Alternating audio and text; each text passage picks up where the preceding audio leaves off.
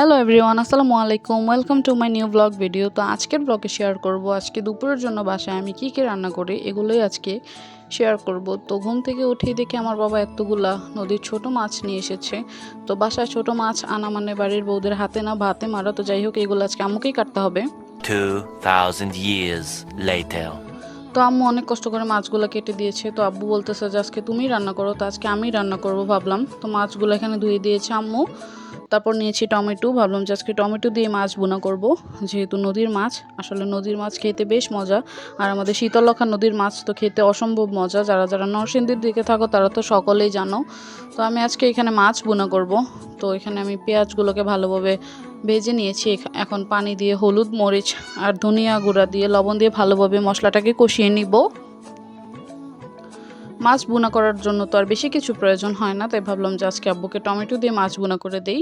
তো মশলাটা কষানো হয়ে যাওয়ার পর আমি এখানে টমেটোটা দিয়ে দিয়েছি। তো সবাইকে বলে রাখি, যারা যারা প্রথম আমার ভিডিও দেখছো সবাই কিন্তু চ্যানেলটা সাবস্ক্রাইব করে দিবা। তোমাদের কাছে একটা সাবস্ক্রাইব অল্প কিছু মনে হতে পারে, বাট আমার কাছে অনেক কিছু। তো মাছগুলো আমি দিয়ে দিয়েছি। মাছগুলো দিয়ে দেওয়ার পর আজকে আমি কাঁচা মাছ ভুনা করব। এগুলো আর ভাজার কিছু নাই, যেহেতু টাটকা মাছ মজা লাগবে খেতে, এগুলো তাই ভেজে নেই আমি। তো মাছগুলোকে এখন ভালোভাবে টমেটোর সাথে কষিয়ে নিব, যাতে খেতে অনেক বেশি মজা লাগে। বিশ্বাস করো গাইজ, এই টমেটোগুলো হচ্ছে একদম দেশি টমেটো, অনেক বেশি টক লাগে খেতে, যার জন্য আমি অল্পই দিয়েছি। আর এখানে ছিল নদীর অনেক রকমের মাছ, যেগুলো আজকে আব্বুর জন্য ভুনা করব, যেহেতু আব্বু অনেক দিন পর বাংলাদেশে এসেছে। মাছগুলো খেতে বেশ ভালো লাগবে। তো তারপর রান্না শেষ হয়ে গেল, দিয়ে দিলাম উপরে ধনিয়া পাতা। তো ধনিয়া পাতা দিয়ে আমি আজকে মাছ রান্নাটা শেষ করলাম। তো আজকে আরেকটা রেসিপি রান্না করব, সেটা হলো পাঁচমিশালি শুটকির তরকারি। এই তরকারি দিয়ে ভাত খাইলে মাছ মাংসকে বলবো আমরা দূরে থাকো, অনায়াসে এক প্লেট ভাত শেষ হয়ে যাবে এই তরকারি দিয়ে ভাত খেলে। দেখতে সিম্পল হলেও খেতে অনেকটাই মজা। তো এখানে পাঁচমিশালি সবজি নিয়ে নিয়েছিলাম আর শুকনো শুটকি। আমাদের নরসিংদীর এদিকে শুটকির তরকারিটা অনেক বেশি খাওয়া হয়। তো কে কে শুটকির তরকারি পছন্দ করে অবশ্যই কমেন্ট করে জানাবা। তো শুটকিটাকে ভালোভাবে টেলে নিয়েছিলাম। তারপর এখানে সবজিগুলোকে ভালোভাবে ধুয়ে নিয়েছি। এখানে বেগুন, লাউ শাক, সিম, বরবটি, আলু অনেক কিছুই আছে। তো মরিচ, হলুদ, ধনিয়া গুঁড়া পরিমাণ মতো দিয়েছি। শুটকির তরকারিতে হামারি অনেক কিছু প্রয়োজন হয় না। তো তারপর লবণ দিয়ে দিব, লবণ দিয়ে একটু তেল, সয়াবিন তেল দিয়ে ভালোভাবে হাতে মেখে নিব। এভাবেও খাওয়া যায়, আবার অন্যভাবে মশলাটাকে কষিয়ে শুটকিটাকে ভালোভাবে কষিয়েও খাওয়া যায়। তো হাতে মাখা তরকারি বরাবরই সবচেয়ে বেশি পছন্দ আমাদের। তারপর একটু পানি দিয়ে দিলাম।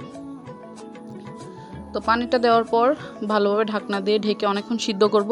এই সবজি থেকে পানি উঠবে, তো আর পানি দেওয়ার প্রয়োজন নাই। তো দেখলাম যখন বলক চলে এসেছে, তারপর এখানে আমি শুটকিগুলো দিয়ে দিয়েছি। এই শুটকির তরকারিটা অনেক বেশি পছন্দ আমাদের। আর এই শুটকিটা কিন্তু আমরা নিজেরাই দিয়েছি। আমাদের বিলের মাছ যখন ধরে এনেছিল, এই শুটকিটা আম্মু রোদে দিয়ে শুটকি বানিয়েছিল মাছটাকে। তো তারপর দিয়ে দিলাম শুটকিগুলো দিয়ে। এখন রান্নাটা অলমোস্ট হয়ে গেছে, তাই এখানে বোম্বাই মরিচ দিয়েছি কাঁচা মরিচের জায়গায়। তারপর যখন দেখলাম যে আরেকটু হয়ে গিয়েছে, তখন ধনিয়া পাতা দিয়ে সার্ভ করে নামিয়ে নিয়েছিলাম। তারপর নামাজ কালাম শেষ করে চলে গিয়েছিলাম দুপুরের খাবারে। দেখো আমার মাছ ভুনাটা কত বেশি ইয়াম্মি হয়েছে। তো আব্বুকে অনেক বেশি করে মাছ দিয়েছিলাম, আর এখানে আমিও নিয়ে নিয়েছিলাম। এটা ছিল নদীর মাছ আর টমেটো দিয়ে ভুনা করেছিলাম। এটা খেতে অনেক বেশি মজা ছিল, যদিও টক লাগে। তারপর আমি লেবু নিয়ে নিয়েছি। তারপর নিয়ে নিয়েছি এখানে পাঁচমিশালি শুটকির তরকারি। দেখো, এটা দেখতে সিম্পল হলেও অনেক বেশি মজা। আমি আবারও বলছি, তোমরা কিন্তু বাসায় ট্রাই করতে পারো। তারপর দেখো, বোম্বাই মরিচটা একদম সিদ্ধ হয়ে গিয়েছে, একদম পুরাটা তরকারি বোম্বাই মরিচের গন্ধে মমো করছিল। তারপর নিয়ে নিয়েছিলাম একটু লেবুর রস, এটা দিয়ে খেতে অসম্ভব মজা লাগে। তারপর আমি একটু লেবুর খালও নিয়েছি। তো ব্লগটা কার কার ভালো লাগলো অবশ্যই কমেন্ট করে জানাবো। আল্লাহ হাফেজ।